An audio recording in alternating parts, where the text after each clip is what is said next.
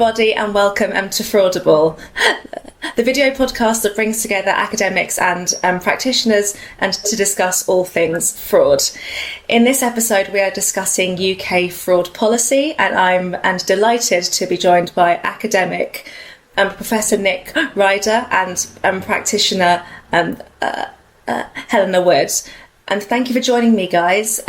Nic, could you please give a brief introduction into yourself and your work? Yeah, again, thank you for the invitation, Claire. I've been watching the previous episodes on a regular basis. So I'm a professor in financial crime at Cardiff University. I've been researching financial crime for the best part of 20 years, covering a broad range of topics from fraud to terrorism, financing and corporate crime. Amazing. And thank you. Helena, same to you, please. Brilliant. Hi again, and thanks for having me on. It's a real pleasure. And to be alongside good friend Nic Ryder, who I've known for a number of years now. So I'm the Director of Public Policy and Strategic Engagement at CIFAS. We're a not-for-profit member organisation sharing data to prevent fraud. My past life, I'm a reformed law enforcement officer. So it's really great to be on the other side to see the kind of different ranges of tools that are available in the private sector to help kind of link up with the national response to what is obviously our biggest crime threat in the UK. Excellent, thank you very much. So just to put this episode into context then, so this episode is being recorded on Friday the 5th of July. Excellent timing. I can't believe that we've had this scheduled. It was almost like we knew, but no bets were placed, I can confirm that. So we officially now have a Labour government. Helena, let me come to you then. So what are your first thoughts on that? Well, I think the real thing for me as a real political geek tracking this stuff, both in my spare time and for a living, was the extent to which fraud featured in pretty much every manifesto for the first time in my 20 years working in this field. You know, there were various ways coming at it, but I don't think we would have seen that even 5 years ago, the last 7 manifestos. It really didn't feature very highly. So I think that was the first takeaway for me, that this has become a political issue. It's no longer a criminal justice issue. That's quite exciting. But the thing I'm really looking forward to over the next few months, working with the new government, is the commitment to a new fraud strategy. So you could say that fraud strategies are like buses. We were waiting absolutely years for one, and now 2 have come along at once. So those of you who don't geek out on the policy field as much as I do, we're only just 1 year into the UK government's first fraud strategy. So the dust is not really settled on the first one, but they're already committing to a second. So I think it'll be really interesting to see where the points of divergence are, because to some extent this is a really a political issue. There's a real cross-party consensus that there's a problem, we need to go forward. But I'm looking forward to seeing where the new Labour government is going to go further and faster than the previous one. So Nic, I don't know what you think about where we're going next then. I think that, in 20 odd years of academia and sort of researching financial crime, I've never known manifestos to have any reference to fraud, let alone money laundering and other types of financial crime. I think if you look at the manifestos of the main parties, they're a little bit brief in terms of what the plans are, but that's what you'd expect. So I think the creation of a new fraud strategy will be interesting. I think the 2023 strategy went so far. There were some good things in it. There were some things that could have been done better, I think. And it's difficult to assess. I think the impact has only been 14 months since the first strategy. So it does give the foundations for some good initiatives that have been introduced. But again, it'll be intriguing to see what Labour will publish as part of the broader fraud strategy, as Helena said, as part of the manifesto. I think it comes down to money, resources. I think that's a big issue. And I know that the elections sort of avoided discussing finances and who's paying for what. All the parties have done that. Do you find, though, that money seems to be an issue for everything at the moment? So it isn't necessarily a fraud-specific or a crime-specific issue. It's just a financial issue in that respect. It isn't to sort of and take away from the severity of the problem. It's just a case of where is all this money going to come from? I think yes and no. I think that we've seen since 2010 and the coalition government sort of, partly because of the financial crisis, 2007-8, austerity measures and law enforcement agencies have had their budgets significantly cut for the last 14 years. So I think that, it's, if you look at the fraud strategy and the new sort of National Fraud Squad in terms of 400 officers, I mean, that's the tip of the iceberg. I mean, that's what impact is that really going to have? And you speak to, sort of rockaroos across the UK and police forces, and they might get 2 or 3 more people perhaps in a region, but it comes down to resources. And if you look at sort of some of the evidence in the Home Affairs Select Committee, I mean, you're going to need an extra 15,000 police officers to tackle fraud. So you're talking billions of pounds of funding. But I think if you look at some of the figures published by various APPGs in Parliament, we spend a very small percentage of GDP on tackling financial crime. And as Helena will know from sort of publications by Rusi, Saifas and Select Committee investigations, it's not as if the UK isn't linked into financial crime and isn't linked into money laundering. So it's not as if it's a new issue. It's always been there. And I think, as Helena said, the last 2 years have been great in terms of academic research. We get lots of documents to read over, but you have to ask the question: why is it taking this long? Decades to get a fraud. We had the fraud review in 2006 under Labour, the Fraud Act, action fraud set up some really important recommendations within the fraud review. So why is it taking an extra 15, 16 years? It's as if fraud at the political level, it's an afterthought. It's the wedding guest that comes to a wedding with a +1 that doesn't bring a +1. I just don't understand the logic behind that, because as Helen alluded to, the extent of fraud, the link into organised crime, the link into terrorism, it is, and as Helen has written on this herself, it is a threat to national security.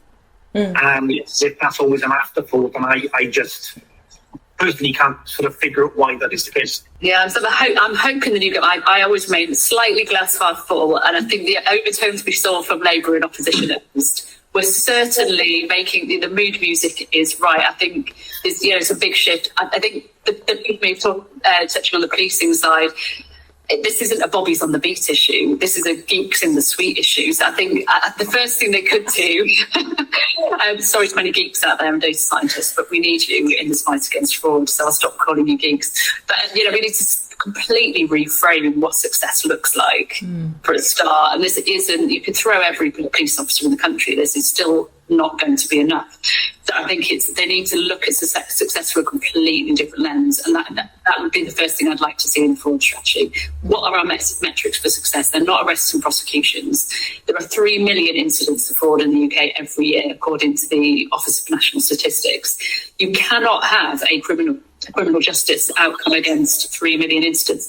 So you're going to need to look at mass scale prevention. I don't think consumer education is going to go that far in our world of generative AI. It's going to be even more difficult for consumers to really recognise it when it comes to their doorstep. So education, I think, although it's important, has been overplayed, particularly in this new landscape. But we do need to properly leverage the capabilities of the private sector and use the data that we've got in the system to really hone in on where the key nodes are. We've just not been doing that. So I'm hoping the fraud strategy is going to move away from the kind of political lens where we're going to hook a few more collars and just be realistic with the public about what good is and what good outcome is. So I think they have to level with the public that, you might get frauded and you're not necessarily going to see a criminal justice outcome, but we will do a lot behind the scenes. And I think that's a fair point. I think regarding the fraud strategy and the fraud campaign, it is important to make consumers aware. But, it always surprises me when the Financial Services Authority, that now is, of course, the FCA, had the consumer awareness objective under the Financial Services and Markets Act 2000. So where's that gone for the last 20 years? And you can make consumers aware, but sadly, with cost of living crisis, people are going to be more susceptible, more vulnerable to, look at money moves, for example. People are going to be targeted, students, young individuals. So I think Helen's right. It is really important to, the awareness campaign is a key part of the strategy. But again, it's right. It's about looking at matrix, it's about trying to re-identify success. What is going to be a success? And if you look at any data on fraud published by, the Home Office, the Office of National Statistics, all data is flawed because it's never going to be perfect. So you look at the figure the government quoted, 70% of all fraud is overseas. Well, where is the study that says 70%? It doesn't exist. You can find it. It's statements around Parliament. It's in select committee reports. But where's the methodology behind that? So I think that's part of the problem, and is trying to understand that, and as Helena said, the AI part is takes fraud to another level in terms of deepfake videos and sort of, people accessing your bank account either via your app or via your laptop or tablet. So the fraudsters are, I remember interviewing an FBI agent once, and he said, if we're only 3 steps behind the white collar criminal, that's a good day. So those going to be playing that. I think that's the realization from law enforcement is that, it is very difficult to prevent, investigate, prosecute. But just to come back to Helen's point, data sharing is essential. I think that is going to become one of the most important. Never mind the follow the money that we sort of had previously, never follow the data. And I do think that there are some deficiencies within the current framework. So we've just done a study, a colleague and I, that looks at data sharing and fraud and terrorism finance. And we found 3 acts of terrorism, 7/7 London Bridge and the Ariana Grande concert, where data wasn't shared between law enforcement agencies. And the law allows them to do that. So you've got the law in place, which is, it's to be applauded, but it's the mechanisms within law enforcement agencies that deficiencies are, I think, and that's just not good enough. Yeah.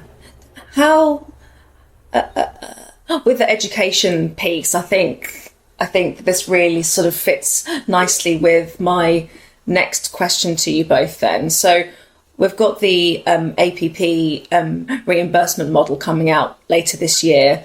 I'm of the rather pessimistic view that with this model coming into play, we are essentially removing the effectiveness of counter-fraud education, because I believe it's going to make people more lazy. It's going to make people not care as much about keeping their information and their money safe, because if they know they're going to be refunded, then what's the point in me putting these extra measures, extra controls in place in my personal life to keep my information and my funds safe? How does that link to the new fraud strategy and the CIFAS pledge as well, that I've seen that also really hones in on the fraud education side of things? Yeah, absolutely. So it's definitely a global experiment. I was recently at the Global Anti-Scam Summit Europe meetup in Brussels, and certainly our European partners are looking on to see how that plays out in practice.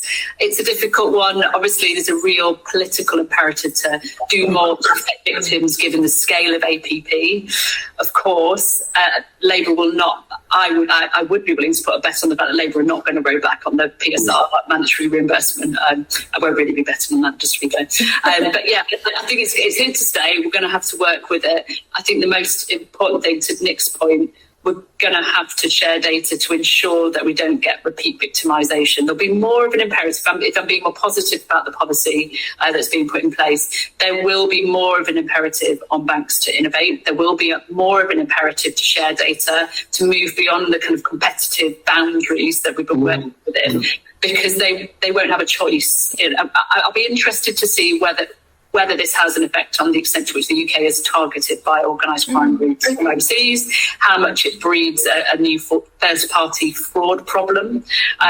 We're already starting to see the kind of crime as a service aspect hook onto this new mandatory reimbursement. So this is a massive global experiment, and it'll be really interesting to see how it plays out.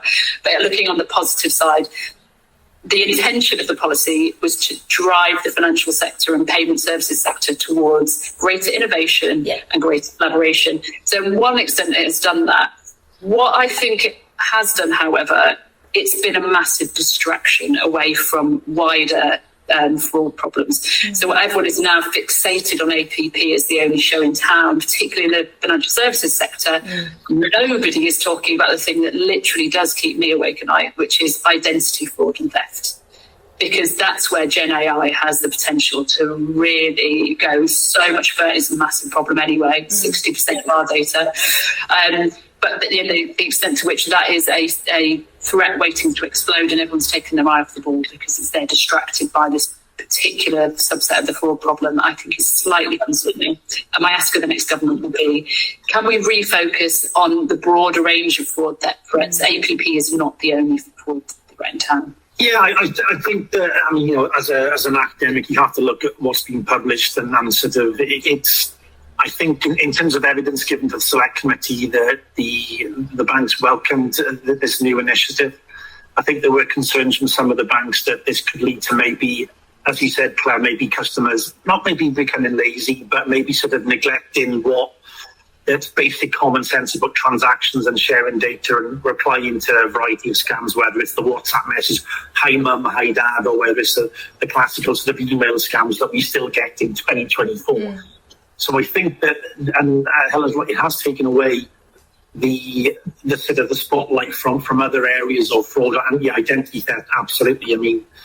I think in terms of how much data we have now on our laptops, on our mobile phones and tablets, and how much younger people are now using social media, if it's Instagram, Snapchat, I'm on the LinkedIn and the Facebook generation, I suppose. It makes them more susceptible. And one of the studies that I was involved in last year looked at the link between higher education institutions and money laundering. And it's quite scary that we cited research by CyFast, which is for the nationwide, where young people are quite happy to have their account used by a third person, which of course then potentially falls foul of money laundering prosecutions under Part 7 of POCA.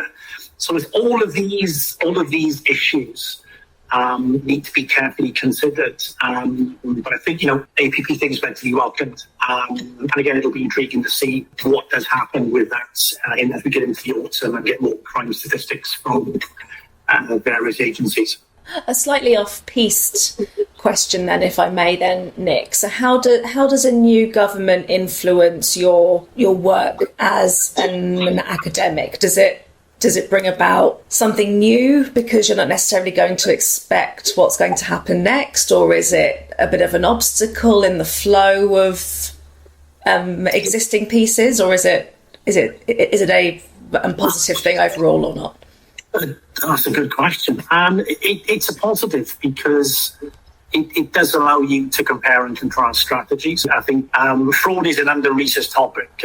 Everybody writes from money laundering and bribery and corruption, and recently in terms of corporate crime and failure to prevent, for example. But fraud doesn't seem to attract that lot of academic attention. I think that's beginning to change in the last 4 to 5 years, and there are some fantastic academics across the UK. So it's very, very, very positive. It does allow you to digest new strategies, new policies, and if it's obviously Helen has published a really good blog this morning in terms of what we the Thank you for reading that. You're on it this morning. You've had your week this morning. It's something to look at. So there'll be more sort of blogs and reports written on that. So it's very, very, very positive. If you're in a position where you finished a paper for publication, it's been accepted, of course, you can't update it. So any law publication that you write article, as soon as you have it published, it's out of date. So if I did a paper in, let's say, February this year, they won't be up until next January, out of date. So very exciting. It does present new opportunities. Have you found the same, Helena, from your past work at RUSI as well? Well, I think, it's just been a really good time for fraud policy, to be honest. And the joy, that sounds terrible, but I think it's a facet of the problem becoming so bad that politicians can't ignore it. So it's kind of a mixed response to the level of focus on that particular area. But there is an extent to which this is a really apolitical issue. I mean, I've said that before. There's nuance in the response. So I don't necessarily think we're going to see a huge amount of change. I think Nic can publish his papers. Go on, Nic.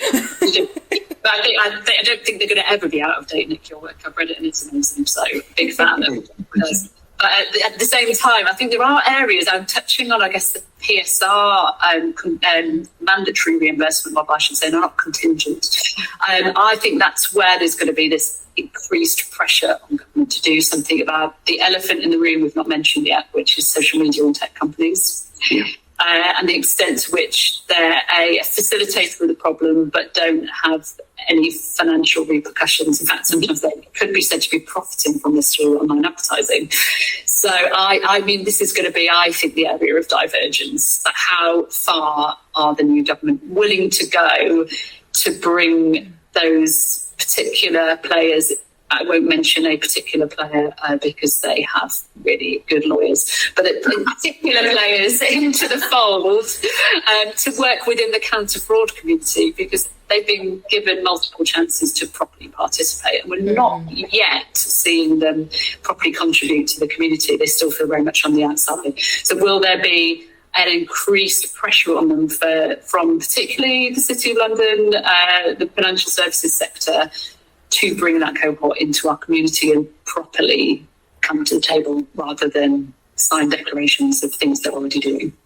Yeah, and I think that links into the online fraud charter. I mean, it's a charter, and so you can have anyone sign up for it. And of course, the big thing of this is going to be, well, what is the enforcement response to that? So I think that in evidence, again, given to the Home Affairs Select Committee, by representatives of a variety of companies, and it's sort of MPs given evidence sort of formally in the government that, oh yeah, we can impose financial penalties. Well, but it's a charter, so it's not legally enforceable. It isn't enshrined in any act of Parliament. So, and I think this brings back to a broader issue, as we discussed earlier, of enforcement of these matters. So, yes, tech companies do have a role to play in society. You know, we all use social media, whether we're contacting friends or advertising our work or liking comments on LinkedIn or reposting something.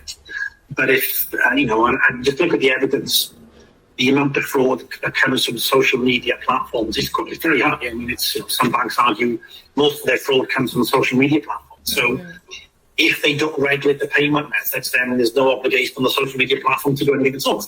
Yeah. So that's part of the difficulty. And if more and more younger people are using social media platforms in terms of young children, teenagers, people in school and universities, then you could argue that they are susceptible to being vulnerable, to being from a money laundering perspective, and even horrific cases where criminal gangs will kidnap individuals and actually make them work in call centres to actually commit these types of fraud. So you can't look at fraud in isolation. I think you have to link it into organised crime, and the OCG strategy does that. It mentions fraud on 81 occasions, and then you have to link it into fraud. But, hang on a minute. The fraud strategy mentions terrorism on 4 occasions only. So it doesn't give any guidance on how to tackle that particular funding mechanism, which is quite odd, because how the IRA financed for decades? Fraud. So it's not as if government doesn't know about that. It's looking at it in isolation. I think that's part of the difficulty. You have to look at fraud and how it links. It's a bit like an octopus, how it spreads into a variety of illicit activities. I think Nic picked up a really good point there. I'm going to have a shameless plug moment. I'm really sorry, Claire. But we fortuitously, I promise I didn't know the date, but a week before the election was called, you referenced the CIFES Fraud Pledges, which is our kind of advocacy campaign, which we launched by some miracle, literally 1 week before Rishi Sunak called the election, which is I swear I didn't know anything, otherwise I might have bet on it and made a bit of money. Not saying that CIFES doesn't pay me well enough. But yeah, we launched our pledges. You can look them up online. Just our proposals to the next government, the now new government, about what they should do. And one of them is such an easy win. It's to make compulsory financial harms education as part of Key Stage 3 and 4. Yeah. We've done the asset. With the UK Finance and CIFES, we've put together the assets to deliver those lesson plans in schools. My kids will not go out onto the social media streets without a good drilling about all the risks, but a lot of people are not aware of them. It's got to be part of their financial education going forward, because this is the world in which they will transact. They are not going to transact in the way we transact. Perhaps maybe the way you do, Claire, but not the way Nic and I do as a generation. So we need that. Actually, it's got to be compulsory. And I think to Nic's point as well, that shows that this doesn't sit neatly in a Home Office silo. This is an area that cuts across so many areas of policy. Even just look at the impact of fraud on the NHS, levels of fraud in the NHS off the chart. If you could even move that by 5-10%, how much does that free up in terms of making the NHS more sustainable?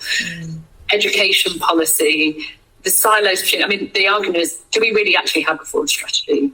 or is it a consumer fraud strategy? It doesn't cover the public sector. It doesn't cover fraud against business. I'd love to see a fraud strategy that is much more comprehensive. I realise that's difficult, but it can't sit in its little Marshall Street Home Office silo anymore. It's got to be seen as the whole of government. And I know that's right, but it's true. I think just to bring it back to your education point, Helen, I mean, in the study we did last year on universities and financial crime risks, we sent out 120 FOI requests to universities and got some intriguing responses back. And we found that 1/5 of universities don't offer their staff or students any training on tackling money laundering or fraud, which is rather weird. It's there are many cases, sadly, where students have been involved in fraud and money laundering, whether they're actually part of the criminal gang. So I think it's education. It applies at all levels of education. I think that's paramount. And universities do their best. But that report did raise some intriguing issues regarding training and educational awareness for students and for members of staff as well. Yeah, I heard you talking about that paper last year, Nick, and you raised an idea that I think is genius, and it's that universities should all have MLROs, and I think that would be really interesting. Very stressful, but very, very interesting. Do you think that social media platforms should also have that in place? Yes. Thank you very much. Thank you very much. So I'll take that question in two parts. So with regards to the higher education sector, what we concluded in the article is that universities are not bound to comply with the money laundering regulations and counter-terrorism financial regulations, full stop. So but yet a lot of them are authorised by the Financial Conduct Authority. So indirectly, they're bound by the FCA rules. So we've argued in the paper and recommended that the regulations should be extended to the higher education sector. A very large proportion have a AML strategy, but they don't submit enough SARS to the NCA. That was very well documented within the paper. And I think in relation to social media platforms, I did a paper in 2020 between terrorism and crypto assets. And in that paper, then I sort of suggested that the use of SARS should be extended to social media platforms. I mean, whether that will happen, I doubt very much. But I would say yes. I mean, and this comes back to Helen's point earlier. You're looking for that private-public partnership. You want to sort of get a more holistic understanding of a money launderer, fraudster, terrorism, financiers. So all the data you can bring together is via JILUP or a superstar, whatever term you want to use. That's the key issue. But the laws exist in terms of the Criminal Finances Act, the 2023 Act. But why is it banks are still reluctant to exchange information? Is it because of threat of sanctions by the information regulator? So you've got all of these little subplots behind the scenes that, if they can be resolved, could have a massive impact in relation to having a better understanding of fraud, how it works, making the statistics more reliable, and just getting a more broader understanding of how fraudsters operate, how they target individuals in terms of their demographics. I think I could be given permission to riff off what Nick's saying and really geek out here. Yeah, I love it. Please do. That is my life, as Nick knows. So I think Nick's raised something really interesting. Like, why are some of the financial institutions not sharing? Why are the social media companies not sharing? And they can, at the moment, hide behind GDPR. But we have had a sort of stay of execution in some respects. The Data Protection and Digital Information Bill was shelved because it didn't quite make it through before the election was called. That's got to be rescheduled by the new government. There are changes in there that they have to happen to bring it into UK law. So there is an opportunity to re-look at that piece of law and reframe it with fraud data sharing in mind. Some wins were had in the original draft of that bill in terms of making it very clear the balancing test wouldn't necessarily apply to sharing for the purposes of preventing crime. Mm-hmm. Could we? I don't have the answer, but could we go even further in that bill to ease the pathways with due protections, of course, for individual privacy? We have to make this. There has to be legitimate interest in sharing, but can we do more? We don't think the barriers are there. Nick, you just said there aren't the barriers, but people will find the barrier that they want to find. Can we remove any excuse by really, really kind of red taping that piece of legislation to remove any barriers to information sharing with due protections, of course, for privacy?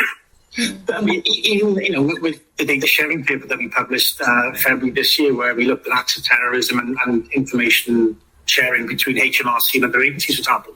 So a simple amendment for the Commissioner for Revenue and Customs Act 2005 is, why aren't HMRC compelled to share data? Why is it optional? So you've got very small terms within legislation that allow HMRC and others to share data. So it's as if it's a minor amendment to a law that could possibly increase our understanding of terrorism and fraud and tax fraud in particular. And that's one of mine, remember, that could easily be amended with a secondary piece of legislation to make things a little bit easier just to share the data between law enforcement and government departments. Yeah, and a final question then on this. So the government's counter-fraud strategy under the Tory government did not include a focus on whistleblowing or whistleblowers. Is that going to change now under a Labour government? Is that still going to be sort of not mentioned in writing, in the press, in the public eye, or do we think it's going to now come out as a key control? Nic, you want to jump in on that one? I think it needs to become more important. I don't think we have enough literature. I don't think we have enough guidance and support in relation to whistleblowers within the UK. It's something that needs to be carefully looked at. I think if you look at the US model in terms of the incentivisation, that's quite controversial. Not everybody is particularly in favour of a whistleblower having 10% of the fine, for example, as with the SEC model in America. But there has to be more protection for individuals who are reporting corruption, money laundering, fraud, whatever it might be. And I just don't think that the UK current mechanisms are fit for purpose to really adequately blow the whistle on some sort of illicit activities and ethical activities and sort of financial crime. So it needs to be. I'd like to think that Labour will revisit the whistleblowing strategy and policy, new legal framework, update the legal framework. So I'm cautiously optimistic. I've not seen anything, I think, in terms of manifesto or pledges specifically on that. So yeah, I kind of share your optimism, Nic. So I mean, particularly on the financial incentive side, it's always been a little bit of a British view of, it's simply not cricket for someone to do this and get paid for it, which I just think just completely misunderstands human motivation, to be honest. So yeah, if you definitely look at the more corporate frauds, the kind of big corporate frauds that the SFO would look at, if you're looking at money laundering enabling, the salaries, the jeopardy for someone to blow the whistle and be, let's face it, completely blacklisted from their industry are too high. Are you going to blow the whistle on a 20-year, 6-figure salary career just out of the goodness of your heart when maybe you've got a mortgage up to the hilt, kids in private school, 3 cars?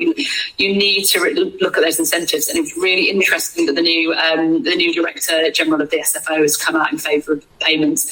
And the evidence is I'm going to be unashamedly in favour of incentivize financial incentives because it works. I think the past, when we kind of looked past this policy, I think about a decade ago, there just wasn't the evidence base around whether it worked or not. That evidence base is now there. We've had quite a long period of the US financial incentive system being, and they've expanded them across various different parts of their system.